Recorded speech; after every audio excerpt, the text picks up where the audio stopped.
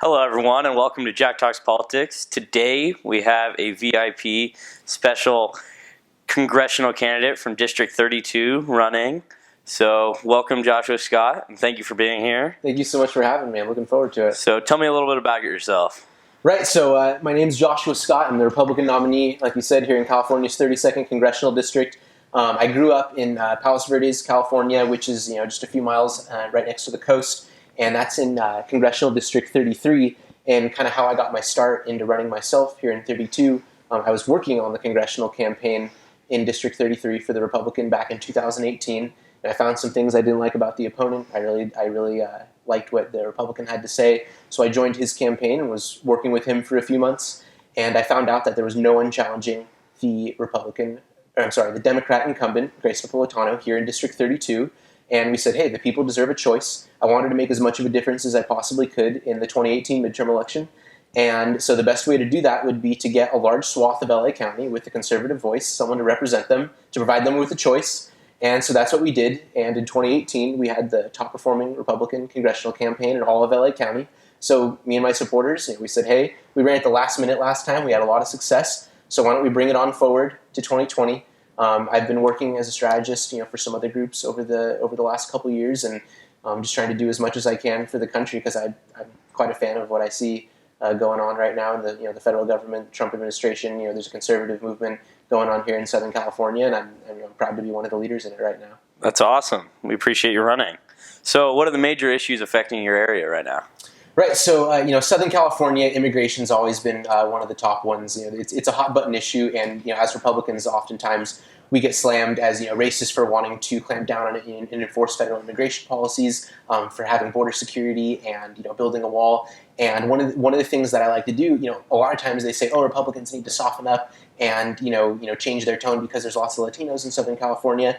Well, I say, hey, District 32 is 62% Latino, and I'm not here to do any pandering or play identity politics. I say, hey, to keep the Latino community safe here in Southern California, we have to enforce our federal immigration policies in sanctuary cities and secure our borders so that way we don't have drugs, weapons, and human trafficking coming right up into our Southern California communities. So that's been a big one. And then also just respecting our Constitution. That's not something that really should be a part of any major political campaign because the Constitution is what it is. Yeah. But the First and Second Amendment are under siege, whether it's on college campuses or on social media. And the Second Amendment as well. A lot of incumbents just here in the San Gabriel Valley, they use very harsh rhetoric about things like gun control when the reality is they do nothing about enforcing the actual gun laws that are already in place. And they put forth policies that make it harder for law-abiding gun owners to, obtain firearms and go and use them for sport and whatnot. So it's, also, of course, protect their families. Yep. So, those are just two of many issues that we have going on, but it's definitely two of the things that I get asked about the most. I get written to the most in my campaign, and it's something that we're addressing quite a bit. Very good. So, what is your view on taxes?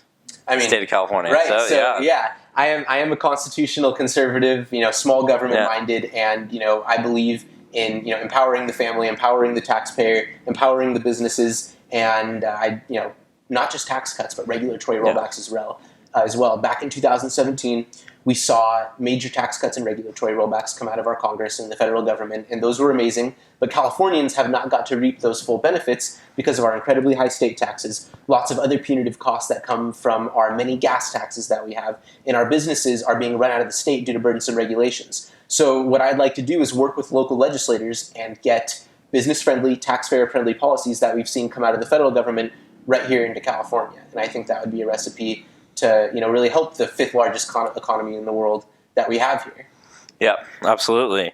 What's your view on term limits and things like that, being a young guy running for Congress? So term limits, I am absolutely open to a discussion to.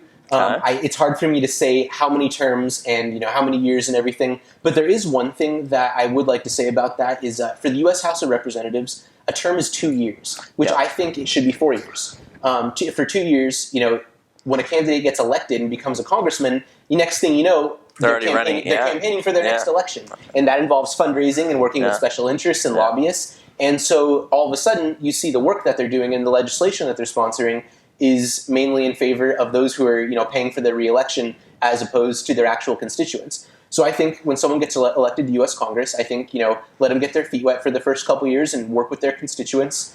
And if there's a 4-year term, I think somewhere around maybe 4 or 5 terms, I think that could be appropriate, but that's not something I'd like to, stand by right now. I think it's just more of a discussion that could absolutely be had. Absolutely. So what's your goal for your career in politics now that you're starting so young? That's a good question. When I first started out in politics, it was due to my experience in the Middle East. In 2017, I lived and worked in Tel Aviv, Israel as an intelligence analyst at a private risk consulting firm, and I got to learn a lot about the region. I got to travel throughout the region, throughout the country at least. I went into the West Bank. I went to the border of Gaza. I met with Arabs, Jews, Christians, and everybody, Muslims. And I just learned a lot, and the reality is that, things that you see coming out of the media, things that you see taught on college campuses are not the realities that are going on, and there really is a pathway to peace that you've seen come out of the Trump administration over the past couple months, peace deals between Israel and Arab countries that, my grandpa, for example, probably never would have thought he'd be alive to see. And, I think Middle East and foreign policy are some of the things that I'd really like to work closely with. When I get elected, I want to be on the House Foreign Affairs Committee and further these peace deals and work more with our allies in the Middle East to work against Islamic terror, to work for peace and prosperity, to clean up the mosques, and to bring peace to the region and make it so that U.S. soldiers don't have to be over there for decades at a time. Now, of course, that doesn't have to do as much with local issues like here in the San Gabriel Valley. So, now that I've gotten to learn a lot more and be a lot more involved, there's so many issues here in California, like you mentioned, economy, taxes, and regulations. There's that. There's water. San Gabriel Valley is a big water hub, and we have the basins down here. That's one big issue that the constituents care about. So there's so much that I want to get after, but I think the thing that really got me into this, and the stuff that I really care about, foreign policy and Middle East relations, for sure. Yeah, that's awesome. It's good to have somebody who's educated on things like that, because I think a lot of people don't seem to understand what's going on with the rest of the world. So what do you hope to do with healthcare? We'll bring it into healthcare. Yeah, so healthcare is another good one. So on the right, you see a lot of conservatives talking about, bringing down state borders, expanding competition, which of course would, bring competition, lower costs, lower premiums. With the Affordable Care Act, what happened was you saw choice was basically removed from many healthcare plans. You saw a lot of people that had a private plan were told they could keep it, and then they lose the private plan. Their premiums go up. There were some states where we saw as much as 150% surcharge in the premiums. So, of course, I do want to do those things such as, knocking down borders and expanding choice, expanding competition. But I think one of the important things that I can bring to the table, at least as someone who's not a politician, would be from a doctor I previously worked with. There's a thing called the McCarran-Ferguson Act, and it was implemented in 1945. And what it is it's a statute that makes it so that health insurance companies are allowed to collude and price fix with each other. It makes it so that they can evade antitrust laws. And such a massive industry like the healthcare industry, health insurance, that's insane for them to be able to screw the consumer that way. And they're one of the only industries in the entire country that's allowed to do it. So, the left wing likes to talk about socialized, state-funded healthcare. We like to talk about, knocking down borders, expanding choice, expanding competition. But the reality is, we need to, get rid of all this red tape that makes it so that consumers are getting, gouged, and we need to make it, friendly for the people, obviously cover pre-existing conditions. And I think within the next few years, I'd really like it if we could get some good, inexpensive, quality healthcare passed. Yeah. Speaking about choice, what about schools? What's your thing on schools? I'm absolutely a fan of school choice, especially here in California, where there's certain areas where, our education is pretty bad. We're the fifth largest economy in the world, but our public education, I think it ranks in the 20s or 30s out of all the states. And I think, with all this, the massive economy we have, I think I'm sorry, I can't remember the number, but we're at the bottom of the 50 states as far as ranking on how many dollars per student are funded in our public schooling system. So I am in favor of public schools. I think we need to redo our state budget and make it so that our students are being funded at a level that brings us up to the top in the country. But at the same time, I do believe in school choice. I do believe in vouchers, and I do believe in bringing in a new charter school system, especially in areas that are impacted with low income, poverty areas, and areas that have high crime, in areas that directly affect minorities. Hispanics and Latinos are often greatly affected by being born into a zip code where there's not a good opportunity for education, which of course leads to other issues in life. And so I say, let's empower some of these fast-growing communities. Let's give them school choice, and let's bring in good leadership that makes it so that as soon as kids are growing up, They're in a good environment where they're learning a lot and staying out of trouble. And I think that's the best way to empower our youth. Absolutely. Yeah, absolutely. Agreed. So, what about homelessness? I think that's a big issue in Southern California. Talking about schools, that's an extremely huge issue in California, and it's also an extremely difficult one to solve. It is. So, that's tough because I obviously don't have all the solutions. But here's what I do know about it. Here in California, our state legislature just had an opportunity to independently audit the expenditures that are put forth towards our state homelessness problem. Now, the budget for the state homelessness issue gets increased by millions of dollars per year, but the problem only seems to get worse. I know in the San Gabriel Valley alone from 2018 to 2019, the problem itself increased exponentially. And so there's a few reasons for that. One, oftentimes homeless people from states that do enforce vagrancy laws come to California because California does not enforce vagrancy laws, which basically means being able to prove a residence or a citizenship in a state. Now in California, since there's no real vagrancy laws enforced, you constantly have people coming and they just kind of find themselves a place to live. So first thing we need to do is enforce the vagrancy laws. If you are from another state and you're squatting in California, we need to buy them a ticket to go back to their home state and then have each state deal with their homelessness issue individually. Also, we need to make sure people are triaged properly. You have people that are either down on their luck. Some people have drug issues. Some people have mental illnesses. Some people don't have any family left. And so there are certain areas that are government-owned, for example, the LA County Hospital, which is currently vacant right now. And if you could get both the private sector and the government that funds homelessness reform, if we could start triaging these people and diagnosing, hey, this person needs vocational training, this person needs drug treatment, this person needs psychological treatment. That's obviously not the ultimate solution, but it is a start. We need to find a way to streamline the process, like I said, enforce the vacancy laws, and then start figuring out a way where we can diagnose each person and figure out what needs to be done and make it so that everyone can become a functioning member of society again. But I think where it kind of starts is analyzing where we went wrong because the budget keeps increasing. We're spending tons of money on it, and the problem only seems to get worse. We need to identify the problems and bring forth some major solutions, which is, it's going to be tough. It's not a partisan issue. Conservatives and liberals, that's one thing that we need to put the political differences aside and take care of because you see how bad it's been getting, especially here in Los Angeles County. Yeah, absolutely. So in terms of all those Americans struggling, what do you think is the best route with COVID happening right now to really get the economy moving again? Right. So I think first thing we need to do is put the children first. We talked about education a minute ago. Children are the beacon of our future, and right now they are being hit the hardest, not by COVID, but by life. These lockdowns have had direct effect on children. People are becoming depressed. People aren't able to see their friends or family, and people are not in the classroom right now. And the thing is, we've seen from the data, we knew this months ago, children are doing actually very well with COVID. They get the disease much less than adults. It's very rare that they transfer the disease to adults, and it's very rare that they die from the disease. Children are surviving COVID at a rate of 99.997%, and that's only from cases that we have recorded. Think about how many children have had cases and were asymptomatic and we didn't even know they had it. So that means the survival rate is even greater than 99.997%. So we need to absolutely have schools open. People are very touchy about it on both sides because it is a serious issue, and we want to make sure everybody's safe. The schools need to be open, and the children need to be allowed to live their lives. They need to be out in the fresh air. They need to be with their peers, learning in the classrooms, playing sports, and making sure that they have a bright future. We can't have our kids sitting around thinking that there's a virus coming to get them. And a lot of that goes to the economy as well.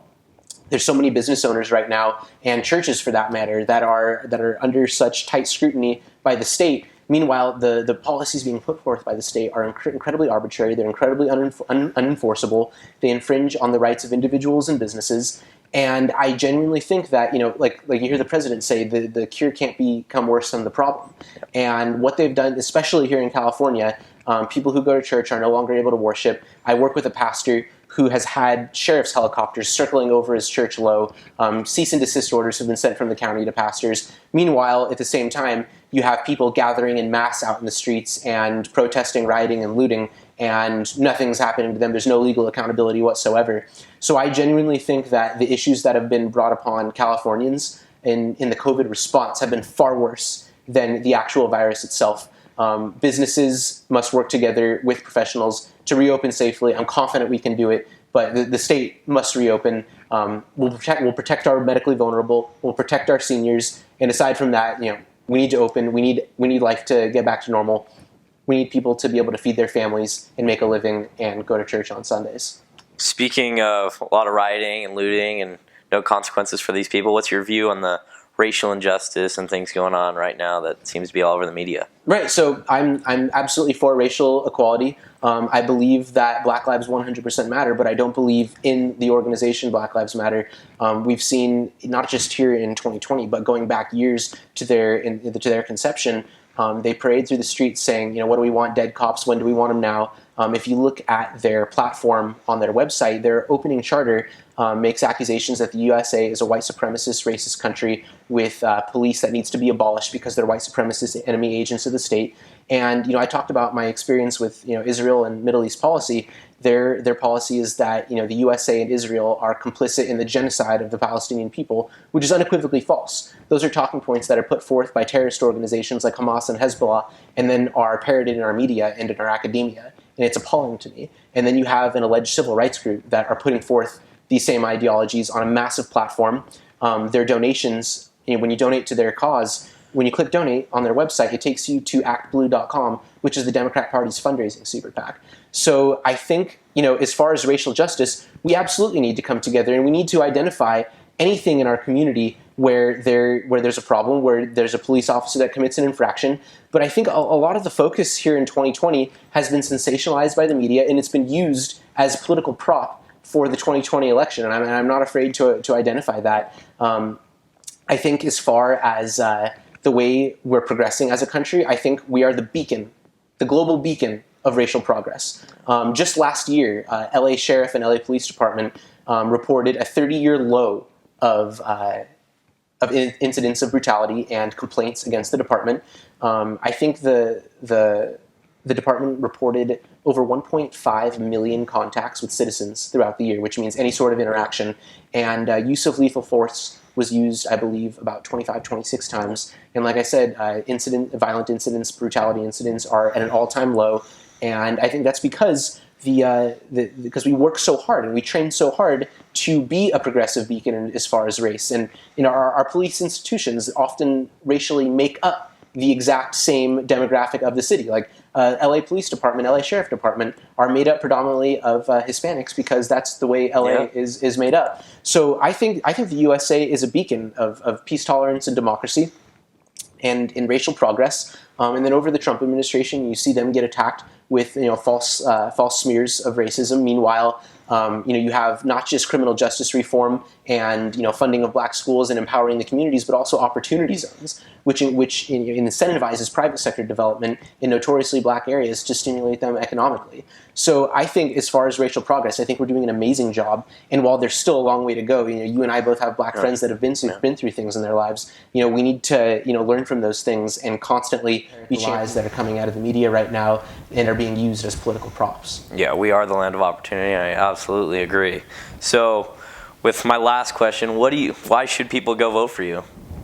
Because I'm an America First constitutional conservative that believes in the people. I want to implement business-friendly, taxpayer-friendly, worker-friendly policies that will empower the San Gabriel Valley. And here in the San Gabriel Valley, you have cities like Covina, San Dimas, Monrovia that have very quaint little downtowns with mom-and-pop owned shops, not the type of places that you'd see in Beverly Hills or Hollywood or other places of LA County where it's often funded by tourism. Out here, small bedroom communities with little vacuum stores and antique shops that are self-sustaining. And we need policies that will make it so that these businesses can survive and thrive and pay their employees. Furthermore, the constituents deserve somebody that respects the Constitution. We talked about the First and the Second Amendment. Both have come under siege, with the complicity of our local representatives and officials. And, so as far as empowering the individual, putting America first and putting the Constitution first, those are things that, the people of LA County, the people of District 32, the people of the San Gabriel Valley can't go without. And we're learning that here in 2020. So, our campaign slogan is no apologies, and that's because we're going to stand up for the things that conservatives have been attacked for so often over the last few years, especially in this current era of politics we're in. We stand for the issues that we believe in with no apologies, and that's why I think I'll be an amazing representative here for the people of District 32. Awesome. Well, thank you for coming on. I appreciate it. Thank you so much for having me. Hey, appreciate it. Love being here. Thanks.